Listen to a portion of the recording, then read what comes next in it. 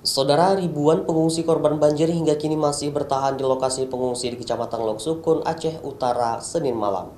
Para pengungsi selain membutuhkan bantuan logistik, juga adanya bantuan obat-obatan. Banjir yang melanda Aceh Utara sejak 3 hari terakhir mengakibatkan ribuan warga mengungsi.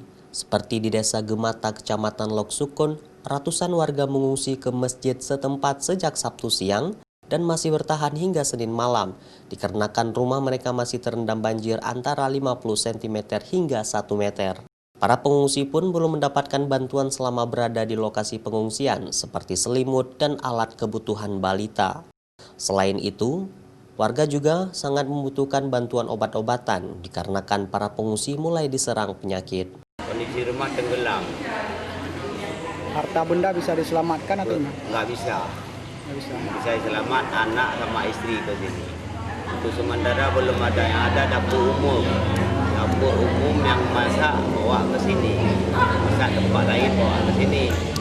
Yang dibutuhkan sekarang obat-obatan macam orang ada yang demam, ada yang pilek, dan gatal. Itu obat-obat itulah yang perlu. Sebelumnya, banjir merendam sebanyak 23 kecamatan di Kabupaten Aceh Utara sejak Sabtu lalu. Namun hingga Senin malam, di sejumlah kecamatan kondisi banjir mulai berangsur surut. Banjir ini merupakan kondisi terparah sejak puluhan tahun terakhir yang menyebabkan 4 orang meninggal dunia karena hanyut terseret banjir dan 1 orang hilang. Zikri Maulana, Kompas TV, Aceh Utara Aceh.